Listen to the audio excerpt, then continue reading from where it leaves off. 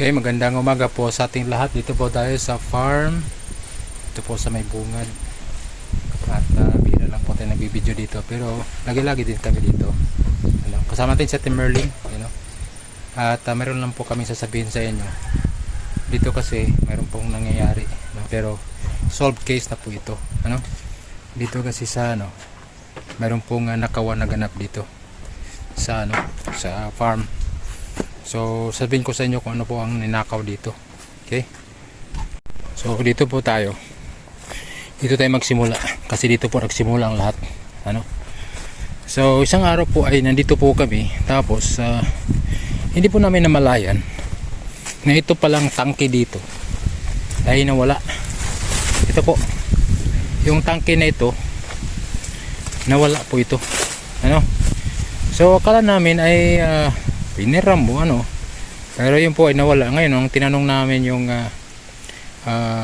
nandito na mayroon pong tauhan doon sa loob ay yun na nga, hindi niya alam na nawala. So yun, hinahanap po namin. Ito po ninakaw po yan. Dito lang po sa paligid. Tapos sa tulong at gabay ng guidance po natin pong Panginoon na balik po, na recover po natin ito. Ito po ay nasa ibang kamay na po ito. So para maging legal ang lahat, nagpunta po sa barangay kasama si Ate Edna, si Merlin, si Mrs. sama po niya. At yun po, nagtatanong-tanong po kami kung mayroon pong ibininta na tangke at saka makina. Ito po yung dalawa na yan, tangke at saka itong yung makina na yan at saka itong tangke. Ninakaw po yan. Ninakaw po yan. Tapos ito po. Yan, hanggang doon. Yun po yung bumbahan, yun po yung butas. So yun po. Ito po kasi wala po kasi itong lock. Ito wala pong lock. So hindi po napagawaan ng lock. Siguro bilihan na lang ng kadena. Pero yun po yung nangyari dito. Ito po ay nangyari mga 1 month ago na, isang buwan na nakalipas. So yun, salamat sa Panginoon. Ito po ay na-recover po natin at yun ay ibalik sa dating pwesto at ngayon po ay uli nagagamit naman dito. Yun lang po yung short update sa mga nangyari dito. Ayan. Pero solved case na po yan. Tapos na po yan. Nahuli na po yung nalaman na po at nahuli na yung siguro na warningan lang. Kasi alam mo naman napakabait itong may-ari dito. Kung iba pang tao maaring hindi lang yan ang abutin nila. So yan po, dito po tayo sa farm. So dito po tayo, rescue po natin yung ating saging. So panoorin po natin ang lugar na ito ay lang po talaga ito sa init. From January to June. Isipin mo yan, January to June. Hindi po maganda ang init. Ulan. Hindi po maganda ang init. Hindi po maganda ang ulan.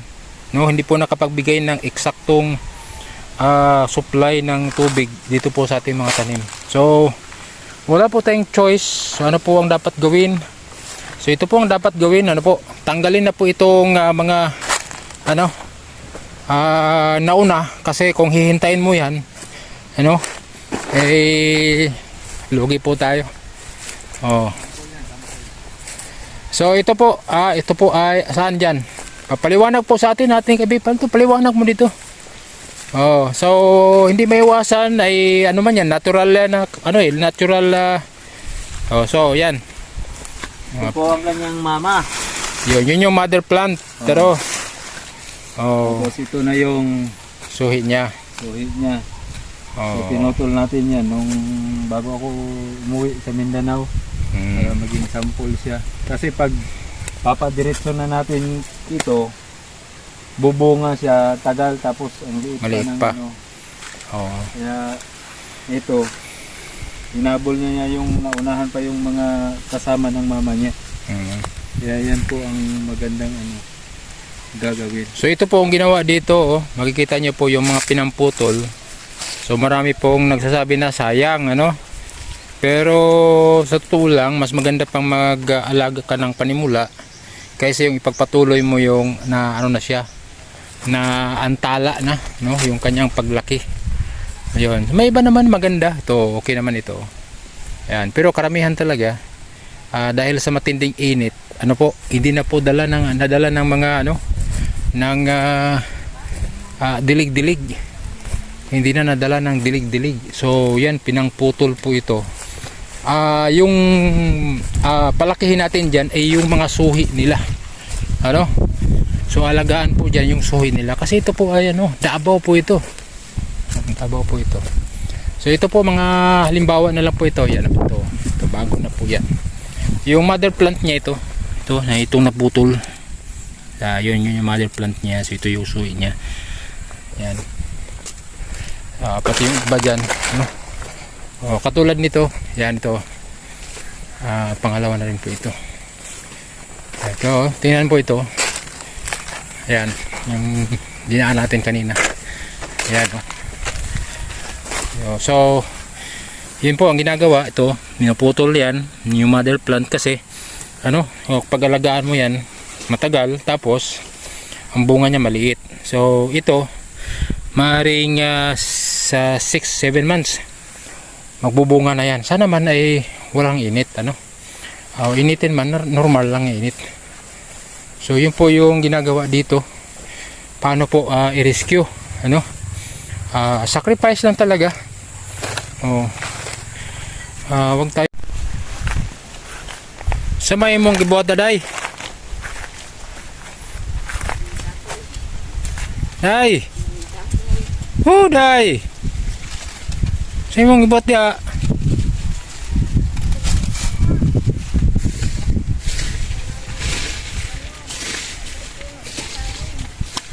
Yan, so yun, naglagay po ng pataba sila Ate Merlin at ni-rescue po natin. So para po mapakinabangan pa kasi ang nangyari po dito dahil po sa matinding init po, grabing apekto ng init from January to June, wala pong magandang ulan, kaya ito po yung nangyari dito. So ang ginagawa po, ito po, para hindi sayang yung ating mga pananim, ang gagawin po dyan, yung mga mother plant na medyo payat, tinatanggal po siya, kagaya ng ganyan, no? Tinatanggal. Pag tinatanggal yan, kasi kung pabungahin mo yan, 1 taon kalahati yan, magbunga, maliit pa. So ang ginagawa, ito na lang, palakihin yung suhi na yan. Yan po ay mga 7 months. Pag maganda uli yung templada ng ulan at saka init, yan po ay 7 months, magpupuso na rin. So makikita nyo po, mayroon pong yung pong kasama dito. Yan, galing Davao. Mayroon na po nga nagbubunga na po dito, kasamahan niya. Pero nauna po ito. Nauna po ito ng itanim. Bago po kami pumunta ng Mindanao noon, yan ito. Ito yung panahon na tinanim siya bago po kami pumunta ng Mindanao. September 11. Yung month of September. So ito pong gagawin, yan, yan tinatanggal siya para yun ito yung palakihin, ito, yan. Palakihin na yun po siya. Para makuha po natin yung good size. So yun po yung dapat gawin. So yun po. Sabihin man natin sayang, pero wala tayong magawa. Yun po, marami pong salamat sa mga nag-subscribe ko. Thank you po sa mga nagdikit sa akin sa aking channel. Salamat sa nag-support sa Australianong Kambal at sa kay Kalinga Prab. Salamat sa inyo. At sa mga napunta sa aking channel dahil kay Kalinga Prab at sa Australianong Kambal, thank you po. Patuloy lang yung ating support sa kay Kuya Bal Santos Matubang at Edna at kay Kalinga Prab. God bless po sa ating lahat.